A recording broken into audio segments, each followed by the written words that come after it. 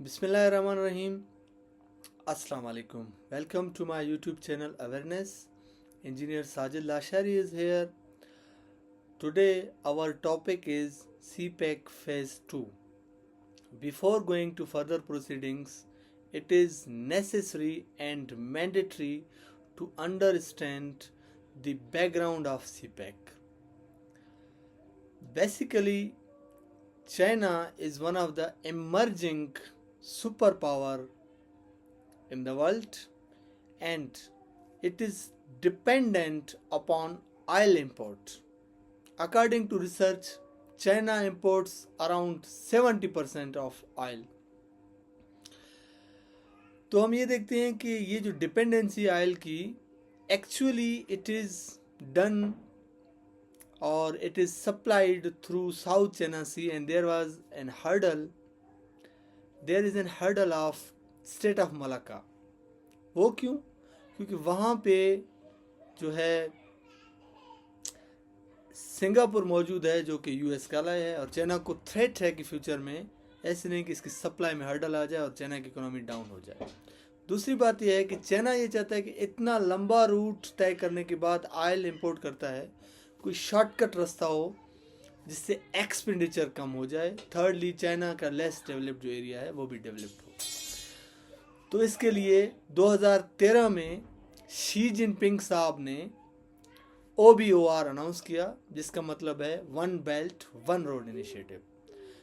China की जो ये स्कीम या प्रोजेक्ट थी, इसके ऊपर क्रिटिसिज्म हुआ यूएस और वेस्ट की जानिब से, और इस क्रिटिसिज्म की वजह से उसकी जो वजह थी वो ये थी कि ये जो है वो मोनोपोली है। वन मींस वर्ल्ड में वन तो नहीं हो सकता है ना, सबका राइट मौजूद है। तो इससे बचने के लिए और WTO के रूल्स हैं और जो फॉरेन डिप्लोमेसी है, इंटरनेशनल डिप्लोमेसी है, उसको एड्रेस करने के लिए चाइना ने OBOR का नाम रख दिया BRI, जिसका मतलब है बेल्ट रोड इनिशिएटिव। तो CPEC उसका पार्ट है। Now discuss about phase 2। Phase 2 में जो हमारी न्यू गवर्नमेंट है, सिटिंग गवर्नमेंट, उसने और चाइनीज ने मिलके अनाउंस किया है SEZs, यानी special economic zones. Special economic zones 9 है हमारे पास, जिसमें 4 जो हैं उनके ऊपर फौरी काम करने का ऐलान किया गया है, जिसमें बलूचिस्तान में जो बोस्तान है वो काबिल ज़िक्र है। इसके साथ धाबेजी जो ठठा में है, अल्लामा इकबाल जो सबसे बड़ा स्पेशल इकोनॉमिक जोन है फैसलाबाद में। इसी तरह बाकी इकोनॉमिक जोन्स में हमारे पास पोर्ट कासिम इकोनॉमिक जोन है, ICT इकोनॉमिक जोन है, मोहम्मद इकोनॉमिक जोन है, मोकमंद इकोनॉमिक जोन है, मीरपुर इकोनॉमिक जोन शामिल हैं। टोटल 9 इनकी तादाद है। स्पेशल इकोनॉमिक जोन बनाने का मकसद क्या था? To foster industrialization particularly in Pakistan. और स्पेशल इकोनॉमिक जोन का फ़ायदा ये है कि अगर आप किसी और जगह पे फैक्ट्री लगा रहे हैं, इन जोन में लगाएंगे तो गवर्नमेंट आपको इंसेंटिव्स देगी। Incentives in term of low taxes, security, one window solution, transportation and communication. ये बहुत बड़ा हिस्सा है स्पेशल इकोनॉमिक जोन्स का CPEC फेज 2 के अंदर। नेक्स्ट CPEC फेज 2 में क्या होगा? ML1 लाइन बनाने का जो है वो ऐलान किया गया है। ML1 means main line 1। Railway track बनाया जाएगा पेशावर से लेकर कराची तक।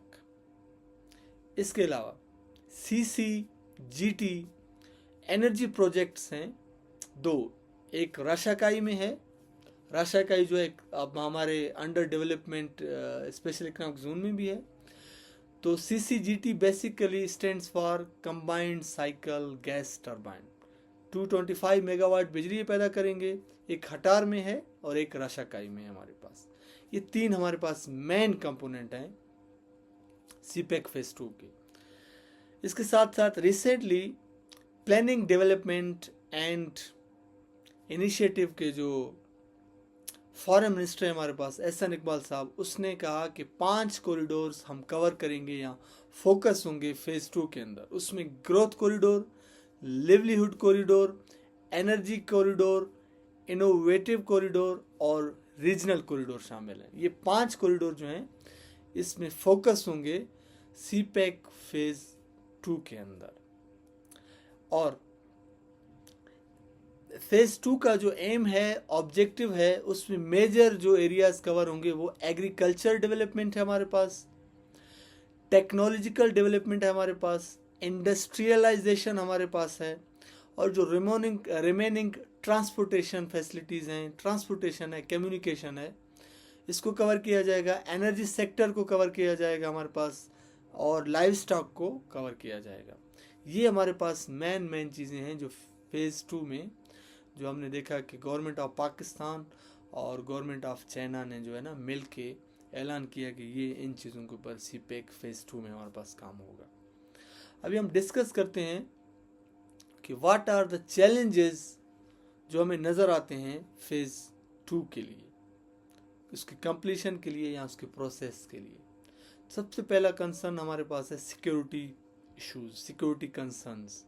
केस स्टडी आप हवाला दे सकते हैं बलूचिस्तान इंसर्जेंसी, जो बलूचिस्तान नेशनलिस्ट हैं वो ये समझते हैं कि जो सीपैक है वो उनके हक पर डाका है। गवादर एयरपोर्ट जो है और गवादर जो है वहाँ पे मुलाजमतें जो है ना वो बलूच कोटा में कम है, तो जो BLA है वो इसके अगेंस्ट है। और हम देखते हैं कि बलूचिस्तान में काफ़ी हालात ज़्यादा ख़राब हैं। आपने रिसेंटली देखा होगा कि मोबाइल सर्विसेज जो है ना वो बंद कर दिए गए, डेटा सर्विसेज बंद हुए हैं हमारे पास, और काफ़ी जगह जो है ना अटैक्स हुए हैं, स्पेशली चाइनीज़ के ऊपर अटैक्स। तो सिक्योरिटी कंसर्न्स हमारे पास बहुत ज़्यादा हैं। दूसरा हमारे पास क्या है, क्रिटिक्स का कहना है कि जो लोन है चाइनीज़ से जो हम लोन ले रहे हैं, क्या आया हम टाइम पे वापस कर सकेंगे या नहीं कर सकेंगे, ये हमारे पास दूसरा बड़ा चैलेंज है सीपैक के लिए। तीसरा बड़ा चैलेंज है international diplomacy, the balancing relations between USA and China. हमें दोनों के दरमियान बैलेंस रिलेशन रखना है, ये बड़ा एक चैलेंज है सीपैक के लिए। क्यों? क्योंकि US जो है हमारा मेजर एक्सपोर्ट है, मेजर एक्सपोर्ट, हम चीज़ें US को सबसे ज़्यादा देते हैं सारी दुनिया में। मुल्कों को देखें तो US मेजर एक्सपोर्ट है, तो उसके साथ ताल्लुकात करना और चाइना के साथ रहना, तो इक्वल बैलेंस रखना, ये पाकिस्तान गवर्नमेंट के लिए एक चैलेंज होगा। हाउ एवर पाकिस्तानी जो करंट गवर्नमेंट है, सिविल हो या मिलिट्री हो, that is dealing in letter and spirit and up to the mark. फिर हम देखते हैं कि इसके अलावा जो हमारे पास मेजर चैलेंज है हमारे पास, वो करप्शन है या ट्रांसपेरेंसी है। हमने देखा कि ये प्रोजेक्ट 2015 में स्टार्ट हुआ था, तो 2025 आ गया, तो काफ़ी ज़्यादा करप्शन या ट्रांसपेरेंसीज जो है ना होने की वजह से प्रोजेक्ट्स में डिले हो जाना, कंट्रैक्ट एग्रीमेंट्स का जो है ना एज़ पर रूल ना होना, ये भी एक चैलेंज है सीपैक के लिए। फिर हम देखते हैं कि पॉलिटिकल इंस्टेबिलिटी है पाकिस्तान के अंदर, यानी रिजिम चेंजेस हैं, frequent regime changes CPEC phase 2 के लिए एक चैलेंज है। और हम लिख सकते हैं कि जो हमारे पास इलेक्टेड प्राइम मिनिस्टर है, उसने आज तक पाकिस्तान में किसी भी इलेक्टेड प्रेसिडेंट ने प्राइम मिनिस्टर ने अपना टेन्योर कंप्लीट नहीं किया। फिर हम ये देख सकते हैं कि जो रीजनल डिस्पैरिटीज़ हैं, हम देखते हैं कि जहाँ पे सीपैक बन रहा है वहाँ के लोग प्रॉस्पर नहीं हो पा रहे हैं।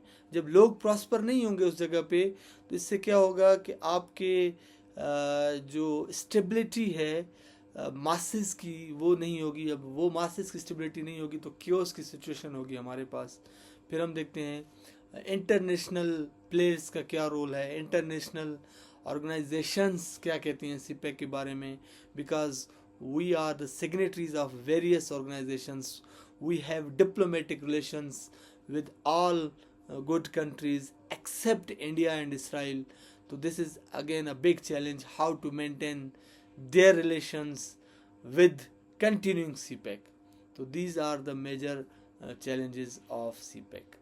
लास्ट में मैं आपको एक ओवरव्यू दे दूं कि हमने CPEC फेज़ 1 में क्या काम किए हैं, तो वो आपको पता होने चाहिए। हम अगर कम्युनिकेशन की बात करते हैं तो आप कहेंगे सक्खर मुल्तान मोटरवे हमने बनाया है। इसी तरह DI खान, डेरा इस्माइल खान से लेके इस्लामाबाद तक हकला मोटरवे, जिसको चाइना यानी सीपेक मोटरवे भी कहते हैं, वो कंप्लीट है।